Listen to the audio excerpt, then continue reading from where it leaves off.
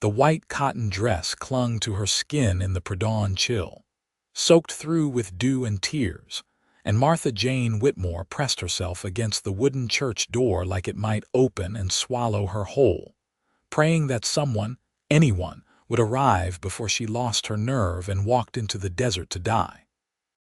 San Jose, California, in the spring of 1878 was still rough around the edges, a town caught between its mission past and railroad future, and the little church on the corner of Market Street had seen its share of desperate souls, but none quite like the young woman huddled on its steps at 5 in the morning, clutching nothing but a carpetbag and the tattered remains of her dignity.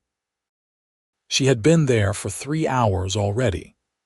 The man she had trusted, the man who had promised her everything, had left her at the boarding house with nothing but debts in her name and a reputation in ruins. Thomas Ashford had been handsome and charming, full of talk about making his fortune in California, and Martha had believed every word when he had convinced her to leave St. Louis with him 6 months ago. They were not married, despite what he had told the landlady. When the money ran out and the creditors came calling, he had disappeared in the night, taking what little she had left of value. The boarding house owner had thrown her belongings into the street that very afternoon, shouting loud enough for the whole block to hear exactly what kind of woman she thought Martha was. Martha was 22 years old, alone in a state she barely knew, with no family to return to and no prospects. Her parents had died of fever when she was 19, leaving her working as a seamstress to support herself. Thomas had seemed like salvation, like a new beginning. Instead, he had destroyed everything. She had walked through San Jose's streets as the sun set yesterday, seeing the way people looked at her, the way they whispered. The boarding house owner had made sure everyone knew. No respectable establishment would take her in now. No one would hire her. She had nowhere to go. The church had been the only place she could think of. Maybe the minister would help, or maybe God would strike her dead before morning came, and either outcome seemed preferable to watching the sun rise on another day of this nightmare. She had tried to pray, but the words would not come. Shame choked her more thoroughly than any noose could have. She was not the first woman to be ruined by a man's lies, and she would not be the last. But that knowledge brought no comfort as she sat in the darkness, shivering and waiting. The sound of horse hooves on the dirt road made her lift her head.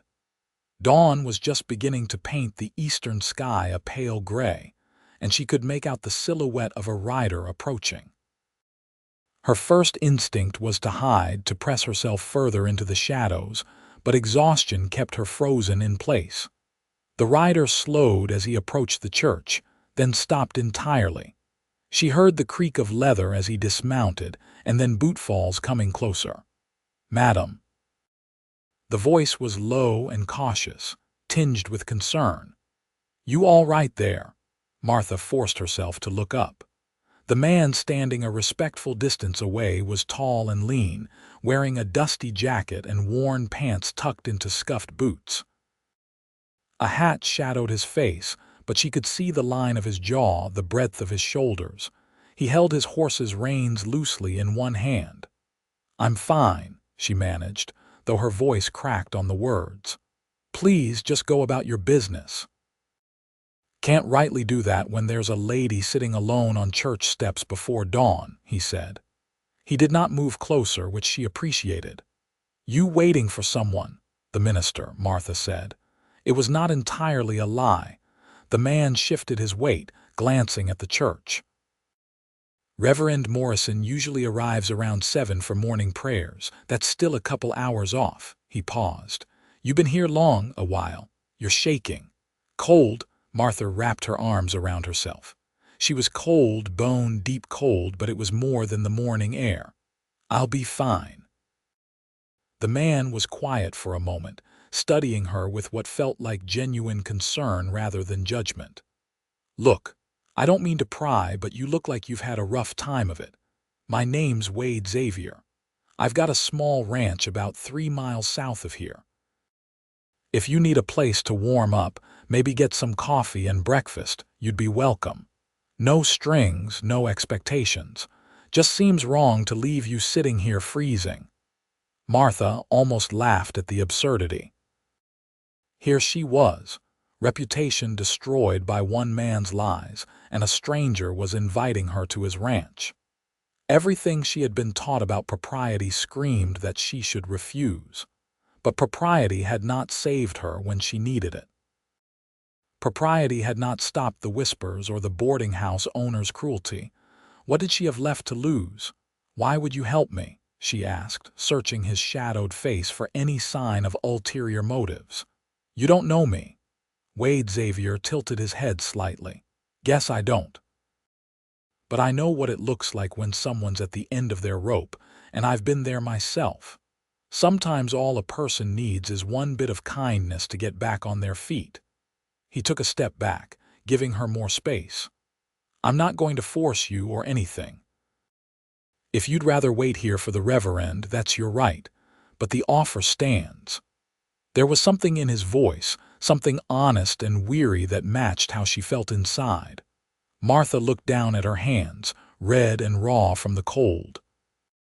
She thought about sitting here for another 2 hours, then having to explain her situation to a minister who might help or might turn her away like everyone else had. She thought about Thomas's charming smile and how completely she had misjudged him, and how she had promised herself she would never trust anyone again. But she also thought about the fact that she had not eaten since yesterday morning, that she had nowhere to go, and that this stranger was at least being honest about his offer. "Just coffee and breakfast?" she asked quietly. "That's all, I promise. And if you want, I can bring you back to town afterward or anywhere else you need to go." Martha pushed herself to her feet, her legs stiff and aching. She picked up her carpet bag and took a deep breath. "All right. Thank you, Mr. Xavier. Wade's fine," he said. He gestured to his horse, a sturdy bay gelding. "Afraid I've only got the one horse. Would you be comfortable riding? I can walk alongside if you'd prefer." The thought of making this man walk 3 miles because of her was too much. "I can ride." He helped her mount, his hands impersonal and steady, then swung up behind her. Martha stiffened at the proximity, but Wade kept a respectful distance as much as the saddle allowed, and his hold on the reins was loose. They set off at a walk, leaving the church and its silent judgment behind. The ride was quiet at first. Dawn continued its slow arrival, painting the California sky in shades of pink and gold. The land around San Jose was beautiful in the early light, rolling hills dotted with oak trees, the air clean and crisp. Martha had been too miserable to notice much of the landscape since arriving, but now, exhausted and numb, she found herself simply observing. Wade did not press her with questions, which she appreciated more than she could say. "It's pretty country," she finally said, more to break the silence than anything else. "It is," Wade agreed. "Took me a while to see it, though. When I first came out here, I was too busy being angry at the world to notice much of anything." Martha glanced back at him, curious despite herself. "Why were you angry?" He was quiet for a moment, and she thought he might not answer. Then he said, "Lost my family back in Texas, ranch fire. I was 18, out checking the north pasture, and by the time I saw the smoke and got back, it was too late. My parents, my 2 younger sisters, all gone." His voice was matter of fact, but she could hear the old pain underneath. "Spent the next few years drifting, working whatever jobs I could find, drinking too much, getting into fights, made a real mess of myself." "I'm sorry," Martha said softly. "Was a long time ago, 7 years now. Finally ended up here in California about 3 years back, broke and hungover in a jail cell after a bar fight. The sheriff at the time, old man named Garrett, he gave me a choice. Work off my fine doing labor for a local rancher or spend 6 months in jail. I chose the work. Rancher's name was Henry Sullivan. He was a tough old bastard but fair. Worked for him for 2 years, learned everything I could about running a ranch properly. When he died last year, his son didn't want the place, wanted to move to San Francisco. Henry had left me a little money, enough that combined with my savings, I could buy a small piece of land and some cattle. Been building it up since. Martha listened, surprised by his openness. That must have been hard work. Still is, Wade said, but it's honest work and it's mine. Gives me purpose. After my family died, I felt like I'd died too, just kept walking around. Henry helped me see that I could start over, build something new. Doesn't replace what I lost, but it's something. They crested a small hill and Wade pointed ahead. That's it there. The ranch was modest. A small wooden house with a covered porch, a barn that had seen recent repairs, and a corral with several horses. Fencing stretched out to mark pastureland where she could see cattle grazing in the distance. It was not grand, but it looked solid and well-maintained, the kind of place built by someone who cared about what they were doing. Wade dismounted first, then helped Martha down. Her legs wobbled when her feet hit the ground, and he steadied her with a hand on her elbow. Easy there. Let's get you inside and sitting down. The house was simple but clean.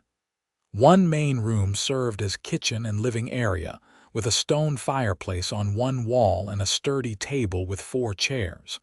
2 doors led off to what she assumed were bedrooms.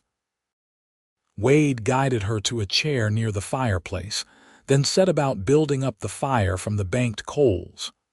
"I'll get coffee going," he said. "Make yourself comfortable." Martha set her carpetbag down and watched him move around the kitchen with efficient, practiced motions. He filled a pot with water from a bucket, added coffee grounds and set it on the stove. Then he began pulling out supplies for breakfast. Eggs, bacon, bread. Her stomach cramped with hunger at the sight. "Can I help?" she asked, feeling awkward just sitting there. "You look dead on your feet," Wade said. "Just rest."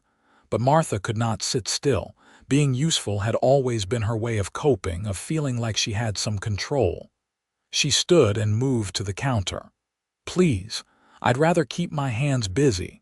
Wade looked at her for a moment, then nodded. "All right, you can slice that bread if you want." They worked in companionable silence. Martha noticed the efficiency of his kitchen, the way everything had its place. The house might be small and simple, but it was well organized.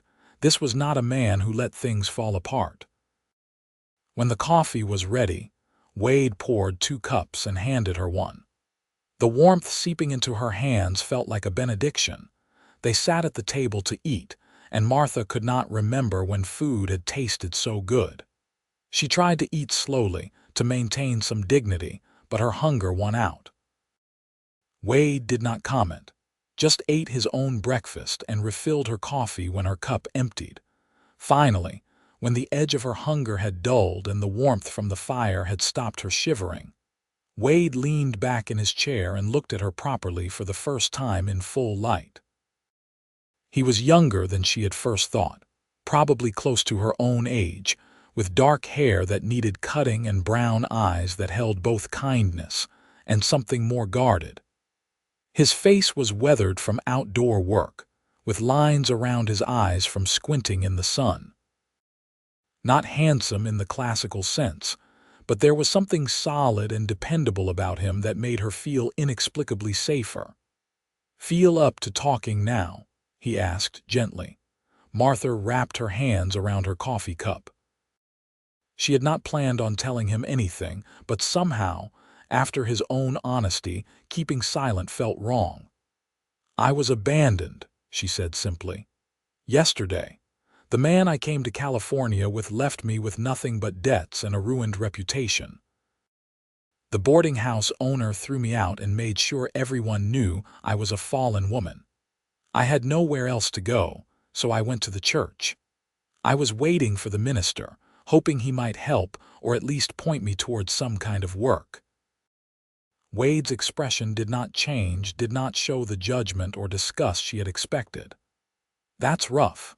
What was his name, this man? Thomas Ashford. Though I doubt that's his real name. Probably not, Wade agreed. Men like that usually have a string of aliases. He run this con before. I don't know, I thought he loved me. I thought we were going to be married. Martha's voice broke slightly. I was so stupid. You weren't stupid, Wade said firmly. You trusted someone who didn't deserve it. That's not the same thing. He's the one who did wrong, not you. The simple absolution in his words made Martha's throat tighten. The rest of the world doesn't see it that way. The rest of the world can be pretty damned unfair, Wade said. He drummed his fingers on the table, thinking, what are your skills? What kind of work did you do before? I was a seamstress, a good one, but no one in San Jose will hire me now, not after yesterday. Wade nodded slowly. What if you didn't work in San Jose? I don't have the money to go anywhere else. What if you didn't need to go anywhere? Wade said. He leaned forward, his expression serious. Look, I know this is going to sound crazy, and you've got every right to tell me to go to hell, but hear me out. I've been trying to run this ranch alone for the past year, and it's hard. I could use help. Cooking, mending, managing the house, maybe even helping with some of the lighter ranch work. In exchange, you'd get room and board and a small wage. Nothing fancy, but enough to save up, make your own plans. Martha stared at him. You want me to work for you, live here?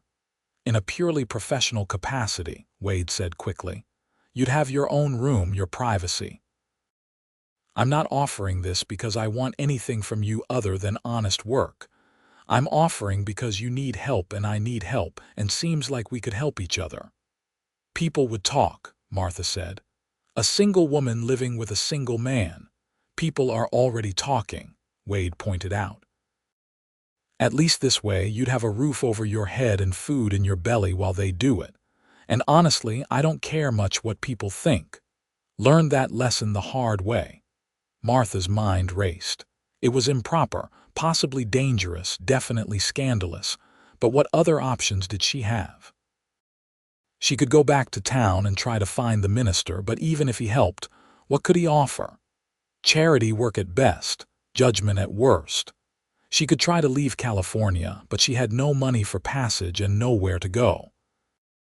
Or she could take this strange man at his word and gamble that he was genuinely offering help without strings attached. She looked at Wade Xavier, really looked at him. He met her gaze steadily, no guile in his expression, just honest uncertainty about whether she would accept. He had told her about his own brokenness, his own fresh start. He was not pretending to be a savior or a saint. He was just a man offering work to someone who needed it. Let's start over together, Wade said quietly. Both of us have pasts that hurt. Both of us are trying to build something better. Maybe we can do that easier with someone else around who understands. The words settled into Martha's chest like a key finding a lock. Start over together. Not start over for him or because of him, but together, as two people who had both been broken by life and were trying to rebuild. It was honest in a way that Thomas's pretty promises had never been. All right, Martha said, I'll try it. But if this goes wrong, if you're not what you say you are, I'll leave and I'll make sure everyone knows why. Fair enough, Wade said. He extended his hand across the table. Deal. Martha shook his hand. His grip was warm and calloused, the handshake brief and businesslike. Deal. Wade showed her around the property after breakfast. The ranch was indeed small, about 80 acres with a couple dozen head of cattle, some chickens and the horses. He explained his plans for expansion, how he hoped to increase his herd and maybe get some pigs next year. He was saving money slowly, putting every spare penny back into the ranch. His excitement was evident when he talked about it. The way his voice grew more animated. and Martha found herself drawn into his vision despite her emotional exhaustion. The room he showed her was small but clean, with a narrow bed, a dresser, and a window that looked out toward the hills. "It's not much," Wade said, standing in the doorway, "but it's private. Door has a lock, and I'll respect that absolutely." "It's more than I had this morning," Martha said honestly. The bed looked incredibly inviting after her night on the church steps. "Why don't you rest?" Wade suggested. "You've been through hell. I've got work to do outside, won't be back in until lunch. Make yourself at home, sleep if you need to. We can figure out details later." After he left, Martha sat on the bed and finally let herself cry, great heaving sobs that had been building since Thomas had disappeared. She cried for her foolishness, for her lost reputation, for the fear and shame that had consumed her. But underneath the pain, there was also a tiny spark of something else. Relief, maybe, or the first fragile thread of hope. She had been at the absolute bottom this morning, ready to give up entirely, and now she had a roof over her head and a chance to start over.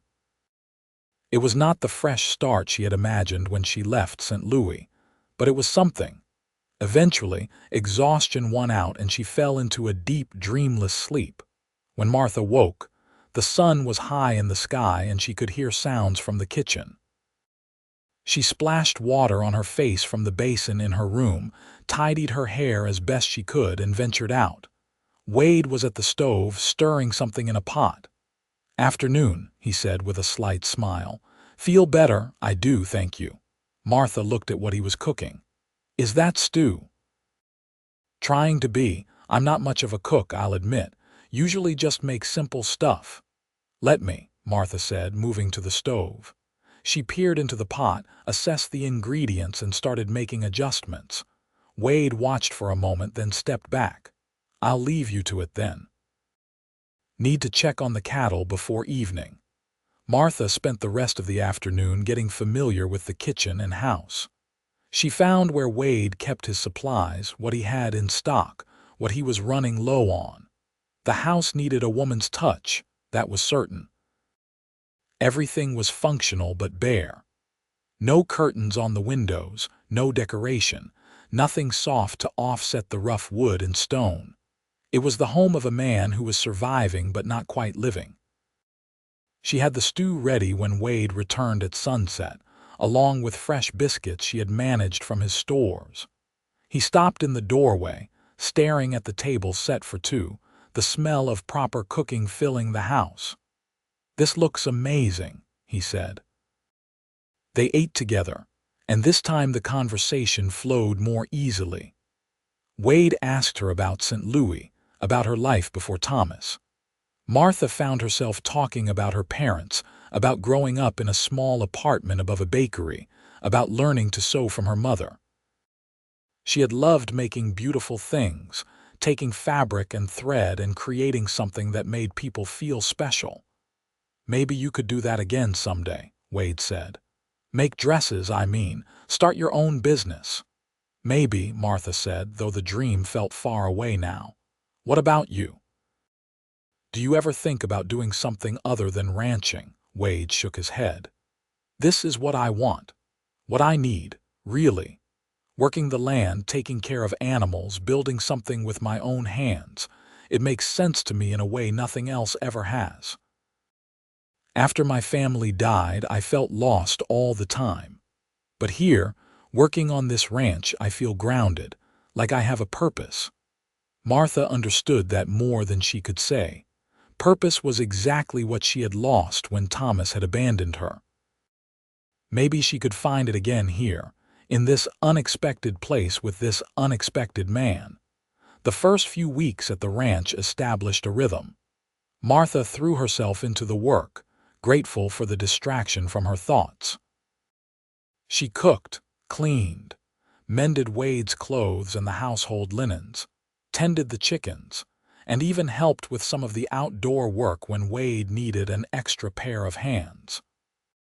He was respectful to a fault, always knocking before entering a room she was in, keeping his distance, treating her with a courtesy that felt almost old-fashioned. She appreciated it more than she could say, though part of her wondered what he really thought of her situation. Wade went into town once a week for supplies, and he always asked if Martha wanted to come along. She always refused, not ready to face the whispers and stares. He never pushed, just brought back anything she requested and any news from town. After the third week, he mentioned casually that he had heard Thomas Ashford had run a similar con in Sacramento the year before, leaving another woman in ruins. The information should have made Martha feel vindicated, but instead, it just made her sad. How many women had Thomas destroyed? The nights were the hardest. Martha would lie in her narrow bed, listening to the sounds of the ranch, and wonder what her life would have been if she had never met Thomas. She tried not to think about him, but shame had a way of creeping in during the quiet hours. Wade seemed to sense her struggles, though he never asked about them directly. Sometimes she would find a book left on the kitchen table or a wildflower in a jar by her door. Small gestures that said he was thinking of her, that she mattered. One evening in late May, about 6 weeks after Martha had arrived, a spring storm rolled in with dramatic suddenness. Thunder shook the house and rain pounded the roof. Martha was preparing dinner when she heard a crash from outside, followed by the frightened neighing of horses. She ran to the window and saw that part of the corral fence had collapsed and the horses were scattering. Wade burst through the door, soaked to the skin. "I need help," he said urgently. "Horses are getting loose." Martha did not hesitate. She grabbed a jacket and followed him out into the storm. The wind and rain were brutal, immediately drenching her, but she pushed forward. Wade was trying to calm one of the mares, and Martha went after another horse that was heading for the open range. She had limited experience with horses, but desperation made her brave. She caught the gelding's trailing lead rope and held on, murmuring soothing nonsense as the animal danced nervously. Together, they managed to get all 4 horses into the barn, then worked to secure it against the storm. By the time they stumbled back to the house, they were both shaking with cold and exhaustion. Wade immediately got the fire built up while Martha stripped off her soaked jacket with numb fingers. "You could have been hurt," Wade said, his voice tight as he handed her a blanket. "So could you," Martha countered. "I wasn't going to let you go out there alone." Their eyes met, and something shifted between them. For the first time, Wade looked at her not as a woman he was helping or employing, but as a person he genuinely cared about. Martha felt the change, felt her own heart respond in a way that both frightened and thrilled her. "Thank you," Wade said softly, "for helping, for being here, for everything." Martha pulled the blanket tighter around herself.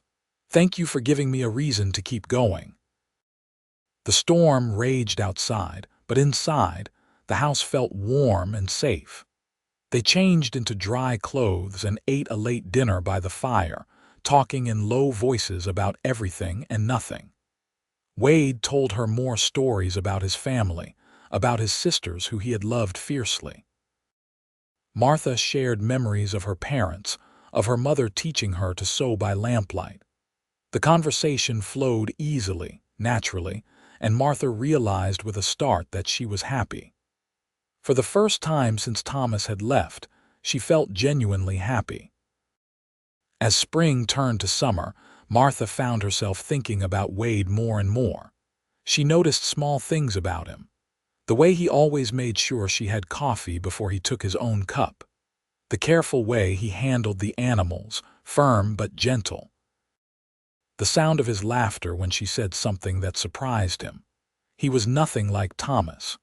Where Thomas had been all flash and charm, Wade was steady and genuine. Where Thomas had made grand promises, Wade simply showed up every day and did the work. It was the difference between fool's gold and the real thing. She caught Wade watching her sometimes too. when she was hanging laundry and did not know he was there, or when she was absorbed in mending by lamplight. His expression in those unguarded moments was soft, almost wondering, and it made her pulse quicken. But he never acted on whatever he was feeling, never crossed the professional boundary they had established. Martha appreciated his restraint even as part of her wished he would take the risk. In early July, Wade mentioned that the 4th of July celebration in San Jose was coming up.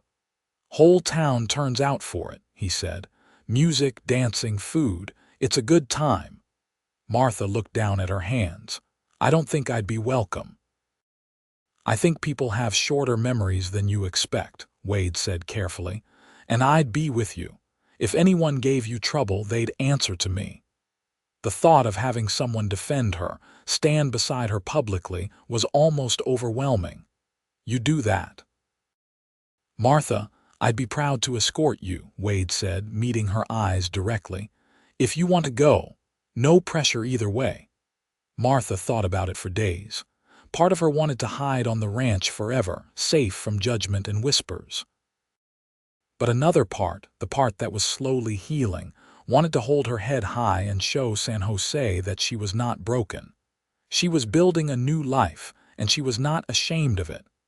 "I'll go," she told Wade 3 days before the celebration, "but I'll need to make a new dress. Everything I have is worn out." Wade's face lit up. "There's a general store run by a widow named Mrs. Patterson. She's fair-minded, doesn't truck with gossip. I'll take you there tomorrow. You can pick out whatever fabric you need. Consider it an advance on your wages." The trip to town was nerve-wracking, but Mrs. Patterson turned out to be exactly as Wade had described. She was a brisk, no-nonsense woman in her 50s who took one look at Martha and seemed to understand the situation immediately. She showed Martha her fabric selection without comment on the past, talking instead about the upcoming celebration and how busy the town would be. Martha selected a beautiful blue cotton that reminded her of the California sky, along with thread and trim. Mrs. Patterson threw in some extra lace, waving off Martha's protest. "Every woman deserves to feel pretty on the 4th, she said firmly.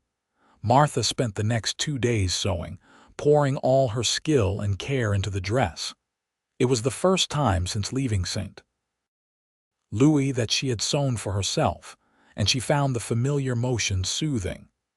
The dress came together beautifully, fitted at the bodice with a full skirt and delicate lace at the collar and cuffs.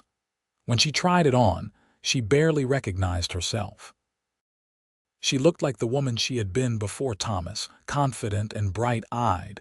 Wade's reaction when he saw her on the 4th made her blush. He stared for a long moment, then cleared his throat. "You look beautiful, Martha." "Thank you," she said, pleasure warming her chest. "You clean up pretty well yourself." He did, too. Wade had put on his best clothes, dark trousers and a white shirt with a vest, his hair neatly combed. He looked handsome and solid and exactly like the kind of man she wished she had met in the first place. The celebration was in full swing when they arrived. The main street had been decorated with flags and bunting, and tables groaned under the weight of food contributed by the townspeople. A band was playing, and people were already dancing. Martha felt the weight of stares as they walked through the crowd, heard the whispers, but Wade kept his hand steady at the small of her back, guiding her forward with quiet confidence. They ran into Mrs. Patterson first, who greeted Martha warmly and complimented her dress. Then Sheriff Garrett, the man who had helped Wade years ago, stopped to chat. He was kind to Martha, asking about the ranch and treating her with respect. Slowly, Martha began to relax. Not everyone was judging her. Some people simply did not care about gossip. Some people, like Mrs.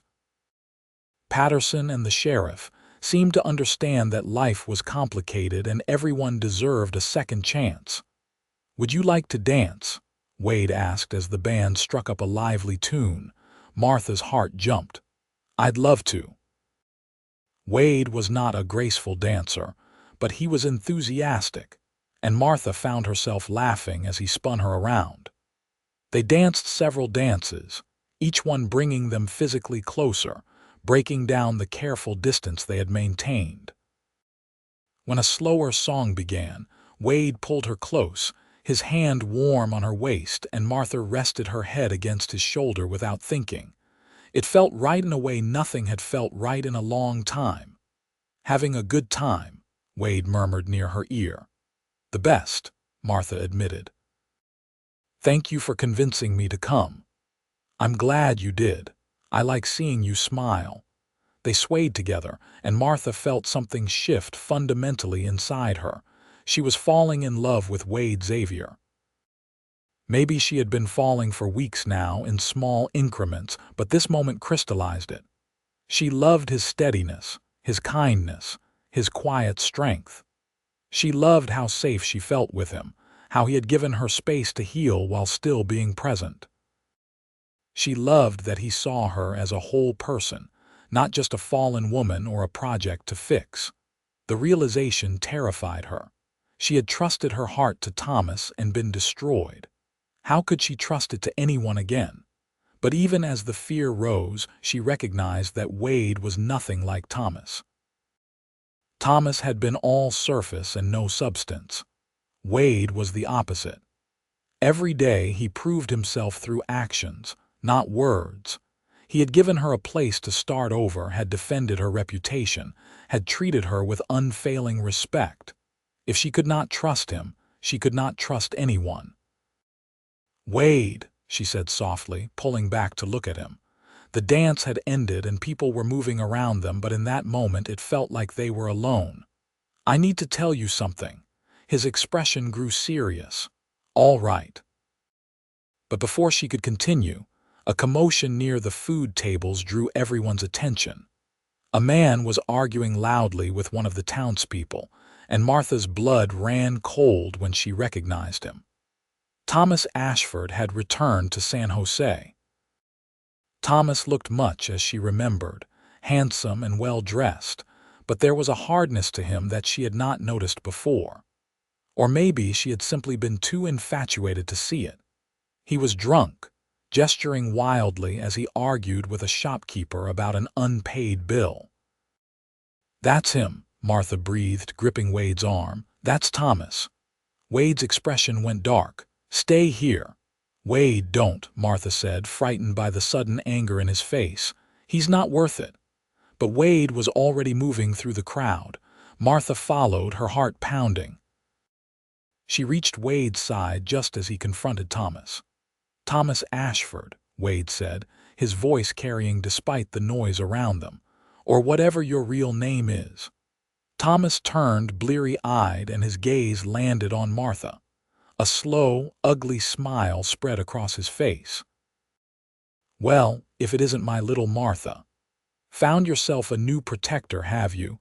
Tell me, how much is he paying for your services?" The crude implication made Martha flinch, but before she could respond, Wade had grabbed Thomas by the front of his shirt and shoved him hard against the nearest building.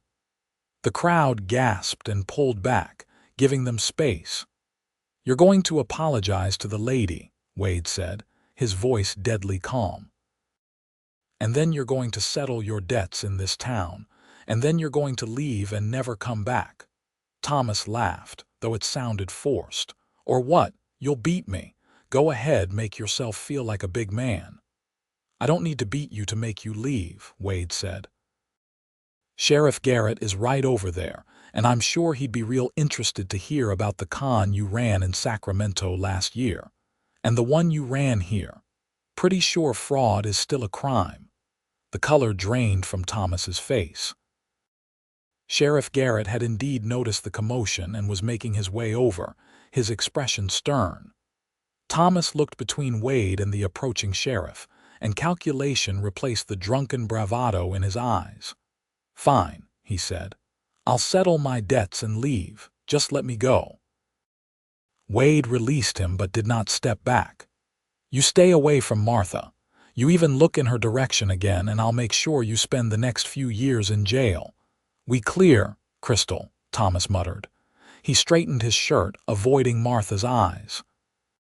For a moment, she felt a surge of satisfaction at seeing him brought low. But mostly, she just felt tired.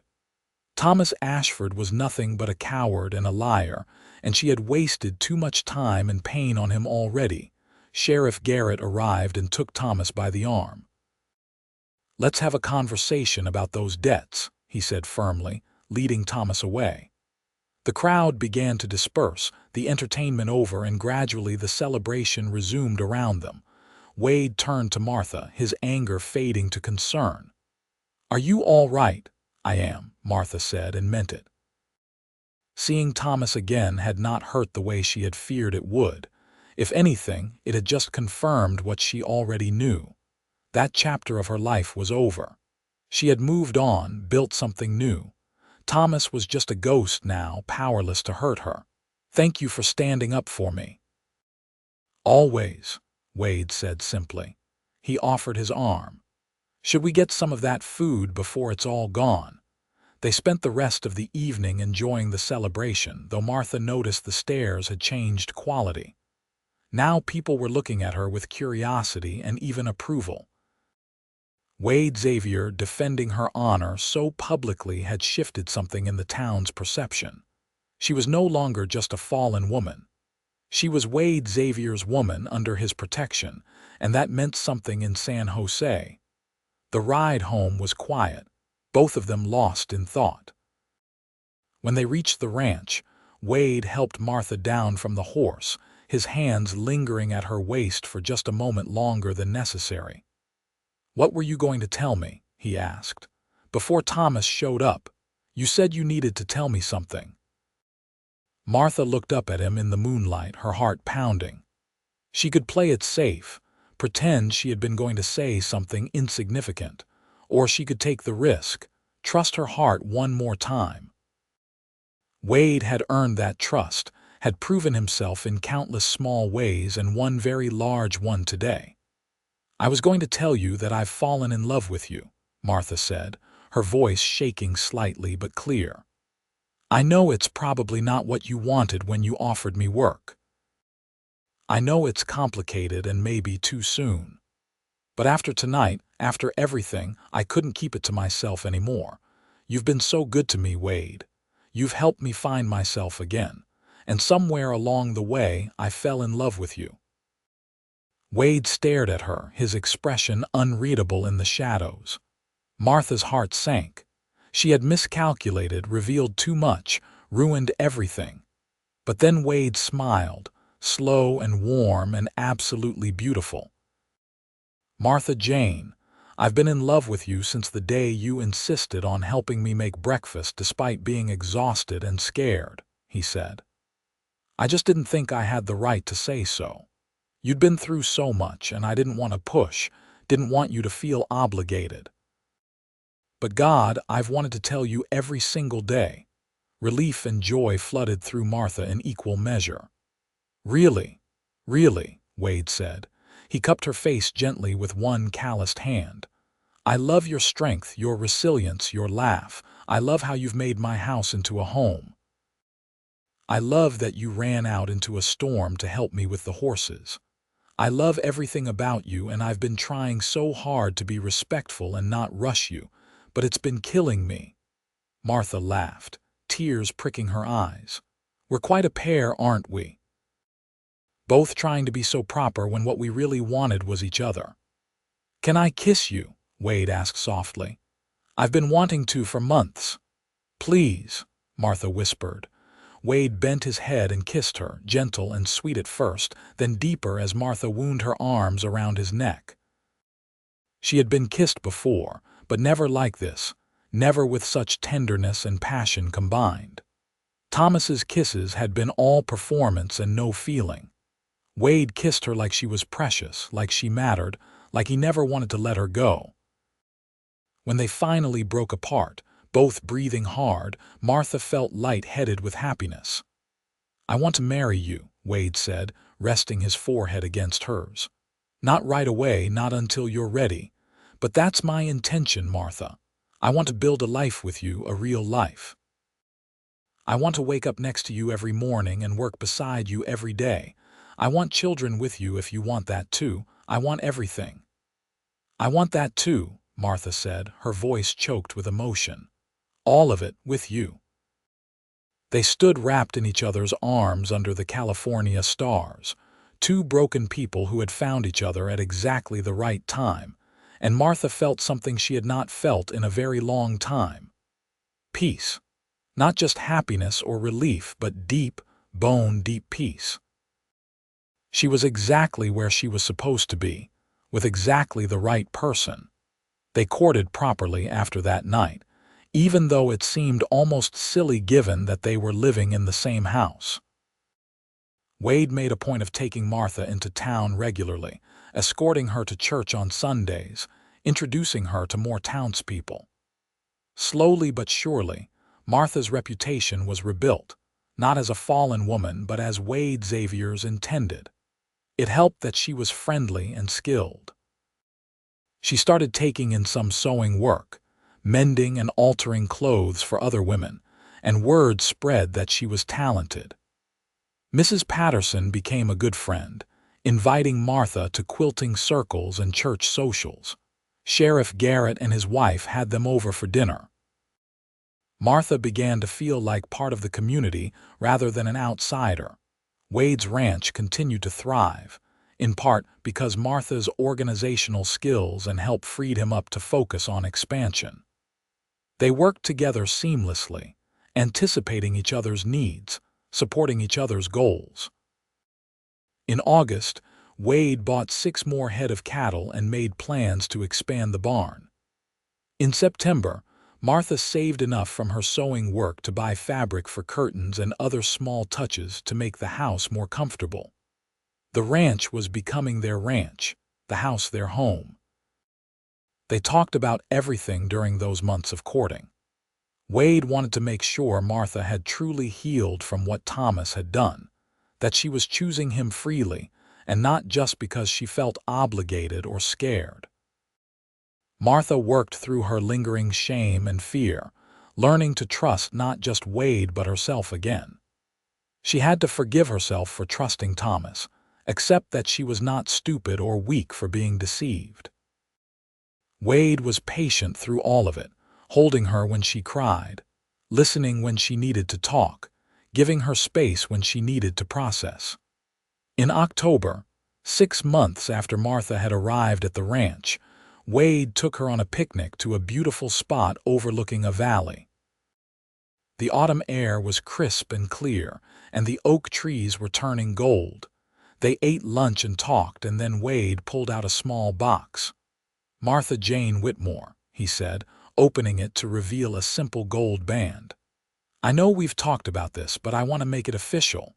Will you marry me? Will you be my wife, my partner, the person I spend the rest of my life with?" Martha looked at the ring, then at Wade's earnest face and felt nothing but certainty. "Yes," she said, throwing her arms around him. "Yes, absolutely yes." They were married in November, at the same church where Martha had once sat in despair on the steps. Reverend Morrison performed the ceremony, and Martha could not help but think about the journey from that terrible morning to this beautiful day. Mrs. Patterson stood up as her matron of honor, and Sheriff Garrett stood up for Wade. The church was full of townspeople who had come to witness the union and celebrate with them. When Wade slipped the ring on Martha's finger and kissed her as his wife, Martha felt a joy so complete it was almost overwhelming. The wedding celebration was held at the ranch, with tables set up outside and food contributed by their friends and neighbors. People danced and laughed and toasted the happy couple. As the sun set and lanterns were lit, Wade pulled Martha aside for a private moment. "Happy?" he asked, his arm around her waist. "Deliriously," Martha said. "I keep thinking about that morning on the church steps, how I thought my life was over. And now look at us. Look at all of this. "You were never meant to be on those steps," Wade said seriously. "You were meant to be here with me. I truly believe that. Everything that happened, as awful as it was, brought you to exactly where you needed to be." Martha leaned into him, watching their friends celebrate around them. She did not know if she believed in fate, but she believed in second chances. She believed in resilience and hope. She believed that sometimes people found each other in the darkness and helped each other back into the light. That was what she and Wade had done for each other. The ranch flourished over the following years. Wade expanded the herd steadily, never overreaching, always planning carefully. Martha's sewing business grew as well, and she eventually took on a young woman from town as an apprentice, teaching her the skills Martha's mother had taught her. They were not wealthy, but they were comfortable and secure, and that felt like more than enough. In the spring of 1880, 2 years after Martha had arrived at the ranch, she gave birth to their first child, a healthy baby boy they named William. Wade cried when he held his son for the first time, overwhelmed by the miracle of new life after having lost so much. Martha watched her husband cradle their baby with such tender awe and fell in love with him all over again. William was a happy, active child who loved following his father around the ranch from the moment he could walk. In 1882, they had a second child, a daughter they named Grace after Wade's youngest sister. Grace had her father's brown eyes and her mother's determination. The house that had once been so empty and silent was now filled with laughter and chaos and love. Martha sometimes thought about Thomas Ashford, wondering where he was, if he had ever changed his ways. But those thoughts were fleeting and held no power over her anymore.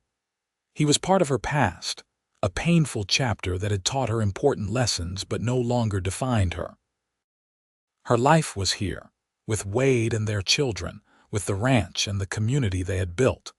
On a warm evening in June 1884, Martha stood on the porch watching Wade play with William and Grace in the yard. William was 6 now, teaching Grace how to skip stones in the water trough while Wade supervised with patient amusement. The sun was setting, painting everything in shades of gold and orange, and Martha felt contentment settle over her like a warm blanket. Wade caught her eye and smiled, that same slow, warm smile that had made her fall in love with him. He said something to the children and walked over to the porch, pulling Martha into his arms. "What are you thinking about?" he asked, pressing a kiss to her temple. "About how far we've come," Martha said. "About that morning on the church steps and how scared I was. About you finding me and offering me a chance to start over." "Best decision I ever made," Wade said. "Finding you changed everything for me. I was just going through the motions before. You made me want to truly live again." "We saved each other," Martha said softly. "That's what we did. We started over together just like you said, and we built something beautiful." William called for his father, wanting to show him something, and Wade kissed Martha once more before heading back to the children. Martha watched them, her family, and thought about all the ways life could surprise you, about how the worst moments could lead to the best things, about how love, real love, was nothing like she had imagined when she was younger. It was not grand gestures or pretty words. It was Wade getting up before dawn to tend the animals, then making sure coffee was ready for her. It was Martha mending his clothes by lamplight after the children were asleep. It was working together through hard times, celebrating together through good times, and choosing each other every single day. The years continued to be good to the Xavier family. The ranch expanded, and in 1886, Wade was able to buy an additional 40 acres from a neighboring rancher who was retiring. He hired a couple of hands to help with the increased workload, 2 young men from town who reminded him a bit of himself at that age, searching for purpose and direction. He was kind but firm with them, teaching them the same lessons Henry Sullivan had taught him. Martha's sewing business evolved into something more substantial. She partnered with Mrs. Patterson's general store, creating dresses and household goods that the store sold on consignment. Her work became known throughout the region for its quality and artistry. She took on 2 more apprentices, young women who needed skills and opportunities. She remembered how it felt to be desperate and adrift, and she made sure to offer them not just employment but genuine support and friendship. In 1887, Martha gave birth to another son, a surprise baby they named Henry after Wade's old mentor. Henry was a quieter child than William had been, thoughtful and careful, but with a stubborn streak that made his parents laugh. With 3 children, the house Wade had built seemed suddenly too small, so they spent the winter of 1888 planning an addition. In the spring, with help from friends and neighbors, they added 2 more bedrooms and expanded the kitchen. The process was chaotic and exhausting, but also joyful. Their home was growing along with their family. William showed an early aptitude for ranching, naturally understanding animals and the land. By age 10, he was Wade's shadow, learning everything he could about running the operation. Grace was different, more interested in books and art. Martha encouraged her daughter's creativity, teaching her not just sewing but drawing and painting as well. Grace had a talent for capturing the beauty of California on paper, and Martha could see her daughter's future expanding beyond the ranch. Henry, still young, seemed to combine both his siblings' traits, equally happy helping with the cattle or sitting with his mother and sister while they worked on projects. The town of San Jose continued to grow and change around them. The railroad brought more people, more commerce, more opportunities. The rough edges of frontier life began to smooth, though the spirit of the West remained. Wade and Martha became pillars of the community, respected and well-liked. No one talked about Martha's past anymore. She was simply Mrs. Xavier, Wade's wife, the talented seamstress, the mother of 3. The transformation from abandoned woman on church steps to beloved community member was complete. In the summer of 1890, Sheriff Garrett passed away after a brief illness. The funeral was large, with people coming from all over the region to pay respects. Wade spoke at the service, talking about how Garrett had given him a second chance when he needed it most, how that kindness had changed the entire trajectory of his life. Martha held his hand as he spoke, thinking about how one person's compassion could ripple outward in unexpected ways. Garrett had helped Wade. Wade had helped Martha. Martha had helped her apprentices. The chain of kindness extended forward, a legacy more valuable than any fortune. After the funeral, Wade was quiet for several days, processing his grief. One evening, he and Martha sat on the porch after the children had gone to bed, watching the stars appear one by one in the darkening sky. "I keep thinking about that morning I found you," Wade said suddenly. "If I had ridden a different route that day, or left 15 minutes later, or just decided not to stop, our whole lives would be different." "But you did stop," Martha reminded him. "You chose kindness when you could have just ridden past. That says everything about who you are, Wade." "I was supposed to find you," Wade said, taking her hand. "I really believe that. Everything I went through, losing my family, the years of drifting, ending up here, it was all leading to that morning. To you, so I could offer you what Garrett offered me, a fresh start." "And look what we built with those fresh starts," Martha said, gesturing to the ranch around them, the house full of sleeping children, the life they had created. "We took our broken pieces and made something whole." Wade pulled her close, and they sat together in comfortable silence as the night deepened around them. Martha thought about the woman she had been 12 years ago, desperate and ashamed on those church steps. She wished she could go back and tell that woman that everything would be all right, that the man who found her would become her entire world, that the pain she was feeling would eventually transform into wisdom and strength. But that woman had to walk the hard road to get here. There were no shortcuts to healing, no easy paths to happiness. It had taken time and work and trust and love, so much love. In the spring of 1891, Martha discovered she was pregnant again. At 35, the pregnancy was harder than the previous ones, and Wade worried constantly. But Martha was strong, and in October, she delivered a healthy baby girl they named Rose. Rose was a beautiful baby with Wade's dark hair and Martha's green eyes. The older children adored her immediately, especially Grace, who took her role as big sister very seriously. With 4 children, life at the ranch was busier than ever. William was 13 now, doing the work of a man and doing it well.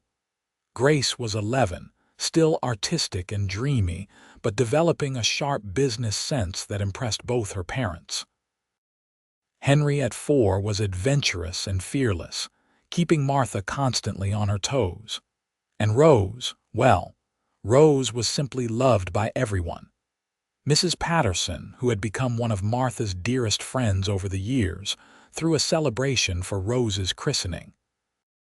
Half the town turned out, filling the church, and then the Xavier ranch for a party that lasted until well after dark. Looking around at all the people who had come to celebrate with them, Martha felt overwhelmed with gratitude. These were her people now. This was her home. She belonged here in a way she had never belonged anywhere else. As Rose's first year passed, Martha found herself thinking more about legacy and the future. She had reached an age where she could look back and see the shape of her life with some clarity. The early tragedy of losing her parents, the mistake with Thomas, the grace of finding Wade, the joy of building a family and a business and a place in the community. All of it had made her who she was. All of it mattered. She started writing things down, keeping a journal for her children and grandchildren. She wanted them to know the whole story, the struggles as well as the triumphs. She wanted them to understand that everyone makes mistakes, that shame does not have to be permanent, that love and kindness can transform everything. She wrote about the morning on the church steps, about Wade's offer to start over together, about all the years since. The pages filled with her neat handwriting, a testament and a gift. Wade found her writing one evening and read over her shoulder. "This is beautiful, Martha. The kids will treasure it." "I hope so," Martha said. "I want them to know that life doesn't have to be perfect to be wonderful, that sometimes the hardest times lead to the best things, that family is what you make it, not just who you're born to." "They already know that," Wade said. "They see it every day in how we live. But I'm glad you're writing it down anyway. Stories matter. Our story matters." In the summer of 1895, William announced that he wanted to marry Sarah Collins, the daughter of a neighboring rancher. He was 17, Sarah 16, and both sets of parents agreed they were too young. But William had inherited his father's stubbornness and his mother's determination. He and Sarah wanted to wait a year, prove they were serious, and then marry. Wade and Martha agreed to the compromise, knowing that trying to prevent young love was futile. Besides, they liked Sarah, who was hardworking and sensible, exactly the kind of partner William would need. The wedding took place in the summer of 1896, a joyous affair that reminded Martha of her own wedding. Wade gave William a piece of the ranch, enough land to start building his own place, and father and son began working on a house together. It was bittersweet for Martha, watching her oldest child begin his own life, but also deeply satisfying. The cycle continued. The family grew. Grace, now 16, announced she wanted to study art in San Francisco. This was harder for Martha to accept. San Francisco was a big, sometimes dangerous city, and Grace was still so young. But Wade surprised Martha by supporting their daughter's dream. "She's talented, Martha, really talented. And she's smart and careful. We've raised her right, we have to trust her." They compromised. Grace could go to San Francisco if she stayed with Wade's old boss's son, who had moved there years ago and had a respectable boarding house for young women. She could study for 1 year, and then they would reevaluate. Grace left in September 1896, and the house felt emptier without her vibrant presence. But her letters came regularly, full of excitement about her studies and the city, and Martha took comfort in her daughter's joy. Henry, at 12, was coming into his own, showing interest in both ranching and mechanics. The new automobiles that were beginning to appear fascinated him, and he spent hours taking apart anything mechanical to see how it worked. Wade encouraged this curiosity, sensing that Henry might be the one to take the ranch into a more modern era. Rose, at 5, was the baby, spoiled by everyone but somehow not spoiled at all. She had a sweet disposition and a gift for making everyone around her smile. As the century drew to a close, Martha and Wade found themselves entering a new phase of life. Their children were growing up, becoming their own people. The ranch was well established and profitable. They were in their early 40s, no longer young but not yet old, and still deeply in love. On New Year's Eve 1899, they stood together on their porch, watching fireworks in town mark the end of the century. "Can you believe we've been together for over 20 years?" Wade asked, his arm around Martha's shoulders. "Sometimes it feels like yesterday that you found me on those church steps," Martha said. "Sometimes it feels like an entire lifetime ago, both at the same time." "Best 20 years of my life," Wade said. "Every single day with you has been a gift, Martha, even the hard days. Maybe especially those, because we faced them together." "Here's to 20 more," Martha said, lifting her face for a kiss. "At least 20 more," Wade agreed, and kissed her as the new century arrived. The 1900s brought changes, as new centuries always do. William and Sarah had their first child in 1901, a boy they named Wade after his grandfather. Becoming grandparents felt surreal to Martha and Wade, but also wonderful. Little Wade was a serious baby who studied everything with intense concentration, and his grandfather doted on him shamelessly. Grace surprised everyone by staying in San Francisco after her year of study, getting work as an illustrator for a newspaper. She came home for visits regularly, full of stories about city life and her art career. She brought home a young man named Daniel in 1903, a fellow artist who clearly adored her. They married that summer in a ceremony that blended ranch simplicity with city elegance, perfectly representing their union. Grace and Daniel settled in San Francisco, but remained close to the family, visiting often. Henry went to work for an automobile manufacturer in 1904 at age 20, but came home in 1906 after the Great San Francisco earthquake. He had been visiting Grace and Daniel when the disaster struck, and though they all survived, the experience changed him. He no longer wanted city life. He came back to the ranch with new ideas about modernizing the operation, and Wade welcomed his son's energy and innovation. They began experimenting with motorized equipment, making the ranch more efficient. Rose grew into a beautiful young woman with her mother's grace and her father's steady nature. She had no interest in leaving the ranch, perfectly content with small-town life. She fell in love with the new schoolteacher, a quiet man named Joseph Winters, who had come to San Jose in 1907.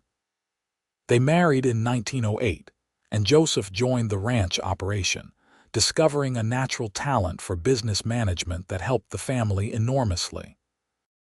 By 1910, The Xavier Ranch was one of the most successful in the region. Wade and Martha, now in their 50s, still worked every day but had passed much of the day-to-day operation to their children and their spouses. They had 5 grandchildren, with more on the way. The house had been expanded twice more to accommodate family gatherings. The original small ranch Wade had built alone was now a thriving multi-generational operation. Martha's sewing business had evolved into a dress shop in town, run primarily by her former apprentices. She still designed and created special pieces, but her main joy now was teaching the next generation. She gave sewing lessons to young girls, including her granddaughters, passing on the skills her mother had taught her so long ago. On a beautiful spring morning in 1912, Martha woke early and found Wade already up, sitting on the porch with coffee and watching the sunrise. She joined him, settling into the chair beside his that had been there for so many years the wood was worn smooth. "Beautiful morning," Wade said, handing her a cup of coffee prepared exactly how she liked it, a routine 34 years in the making. "Every morning is beautiful here," Martha said. She looked out at the ranch, at the life they had built together. "Do you ever think about how different everything could have been?" "Sometimes," Wade admitted. "If I hadn't found you that morning, if you hadn't trusted me enough to come back here, if we hadn't fallen in love. But honestly, Martha, I can't really imagine my life without you anymore. You're so much a part of me, part of everything I am and everything I've built, that trying to imagine a different path seems impossible." "I feel the same way," Martha said. She reached over and took his hand, their fingers intertwining automatically. "You saved my life that morning, Wade. In every way a person can be saved. You gave me hope when I had none. You gave me a home when I was lost. You gave me love when I thought I'd never trust anyone again. You gave me a family, a purpose, a future. Everything I am now, everything good in my life started that morning with you." "We saved each other," Wade said, echoing the words Martha had spoken years ago. "That's what I think. You saved me just as much as I saved you. I was going through the motions before you arrived, surviving but not really living. You brought joy and light and love into my life. You made this house a home. You gave me a family to replace the one I lost. You showed me that the past doesn't have to define the future, that starting over is possible, that love is worth the risk." They sat in comfortable silence, sipping their coffee and watching the ranch come to life around them. William was already in the barn with his sons. Grace and Daniel were visiting for the week, and Martha could hear Grace's laughter from inside the house as she helped Rose with breakfast. Henry was out in the workshop, probably tinkering with some new mechanical innovation. The house was full of life and noise and love, everything Martha had dreamed of and more. Later that day, the whole family gathered for Sunday dinner, a tradition that had grown over the years. The long table was crowded with children and grandchildren, multiple conversations happening at once, the kind of happy chaos that comes from a large, close family. Wade sat at the head of the table with Martha beside him, and as he looked around at all the faces, all the people who existed because he had stopped to help a desperate woman one morning, he felt profound gratitude. After dinner, while the women cleaned up and the men took the children outside to play, Martha found a quiet moment with her oldest granddaughter, 14-year-old Emma. Emma was William's daughter, a thoughtful girl who loved to read and ask questions about everything. "Grandma," Emma said as they washed dishes together, "tell me about how you and Grandpa met. Mom says it's a romantic story." Martha smiled, thinking about how to explain it. "It wasn't romantic at first," she said honestly. "It was desperate and scary. I was in the worst moment of my life, completely alone and afraid. Your grandfather found me and showed me kindness when I needed it most. He offered me a job and a safe place to stay when I had nowhere else to go. The romance came later, after I had time to heal and see what kind of man he really was. What kind of man was he? Emma asked. The best kind, Martha said. Honest and kind and hardworking. A man who kept his promises and treated me with respect. A man who saw me as a whole person, not just someone to rescue or pity. He gave me space to find myself again, and then when I was ready, he loved me better than I knew I could be loved. That's what I want, Emma said quietly. When I grow up, a man like Grandpa. Then make sure you wait for it, Martha advised. Don't settle for less than you deserve. Wait for someone who treats you like a partner, like an equal. Wait for someone whose actions match their words. Wait for someone who makes you better just by being around them. Your grandfather did all that for me, and that's why we've been so happy together. Emma nodded seriously, absorbing the lesson. Martha hoped her granddaughter would remember these words, would use them to guide her own choices.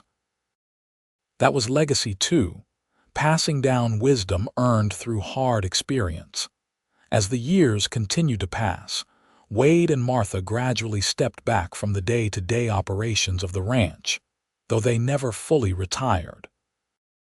They took pleasure in watching their children and grandchildren carry on the work, adding their own innovations and ideas. The Xavier Ranch continued to prosper, adapting to changing times while maintaining the core values Wade and Martha had instilled. In 1915, Martha turned 60 years old, and the family threw a huge celebration. People came from all over the state, friends and business associates and family. The party lasted all day and into the evening, with music and dancing and more food than anyone could eat. Multiple people gave speeches about Martha's impact on their lives. Former apprentices who now ran successful businesses. Women she had helped through difficult times. Community members who valued her friendship and guidance. Martha was overwhelmed by the outpouring of love and respect. This woman who had once been abandoned and scorned, now celebrated and cherished. Wade gave the final speech of the night, standing with his arm around Martha in front of everyone they loved. Most of you know that Martha and I met under unusual circumstances, he said.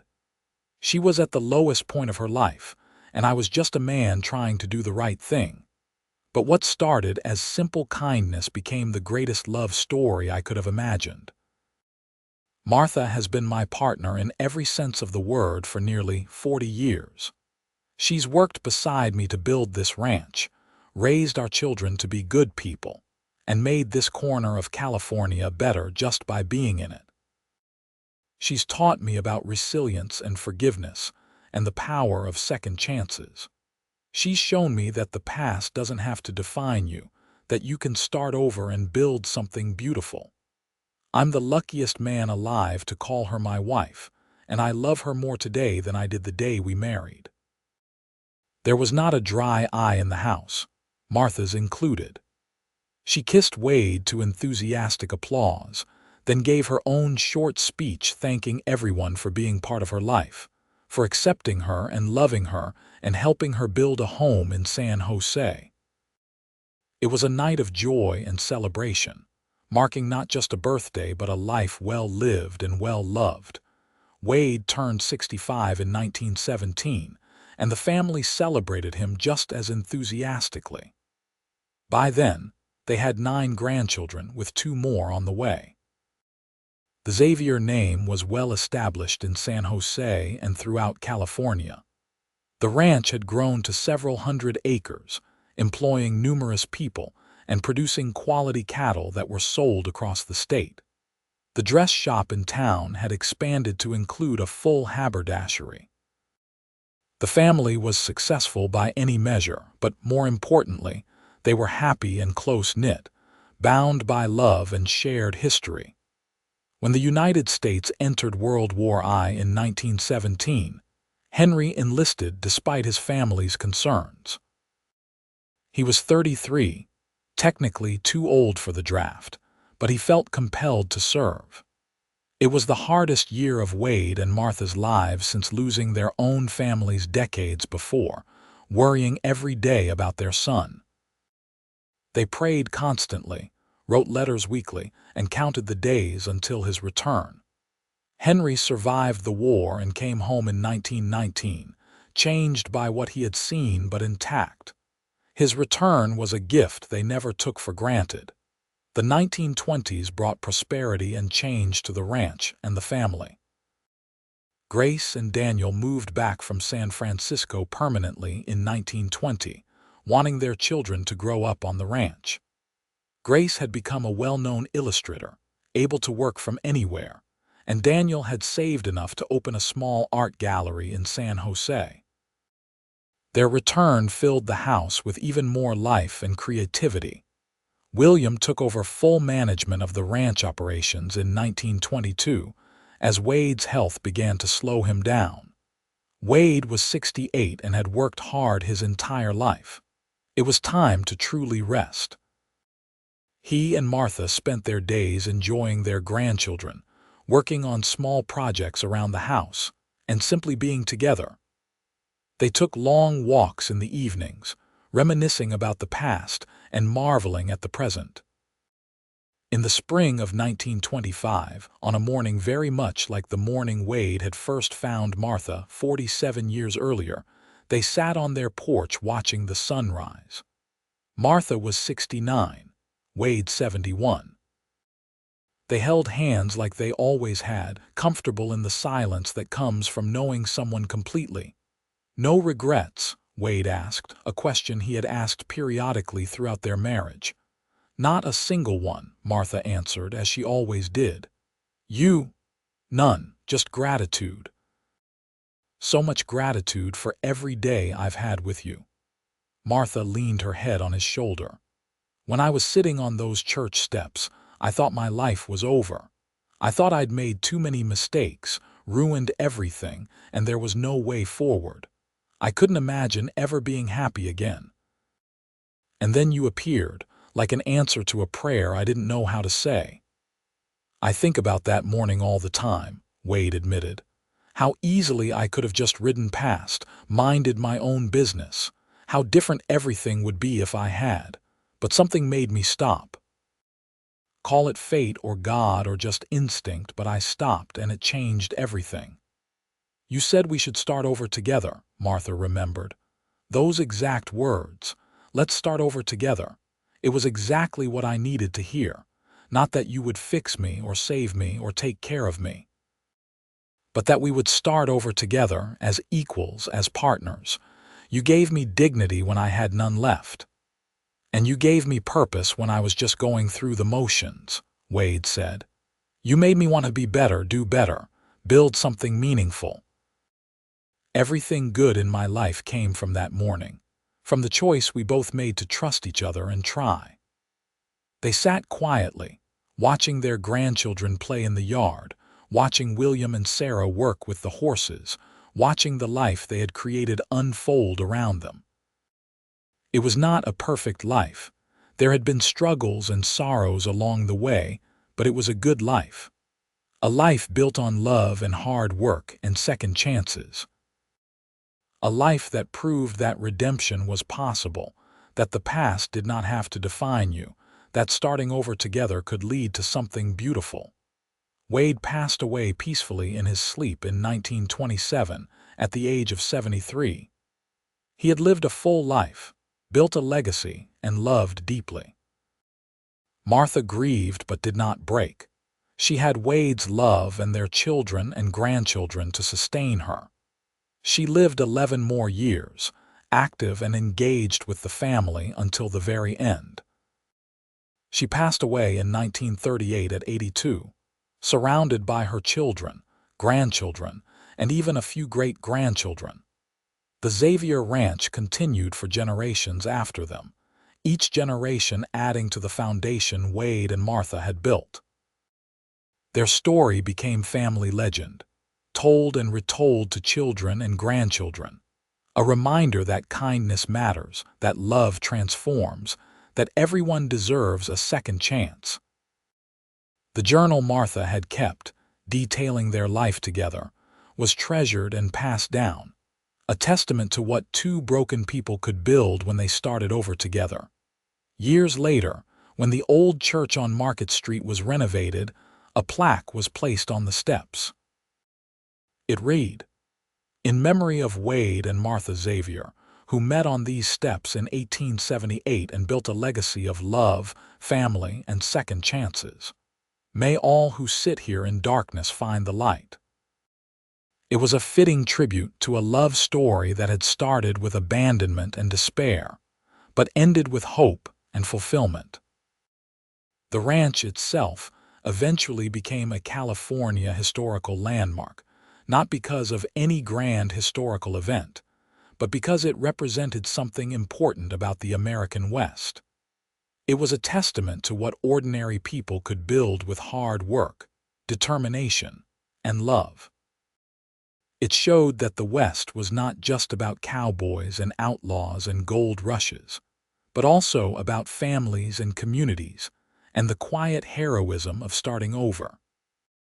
Their grandchildren grew up hearing the story of how Grandma Martha had been abandoned at the church steps and how Grandpa Wade had found her and said, "Let's start over together." They learned that sometimes the worst moments of your life can lead to the best things. That kindness to a stranger can change everything.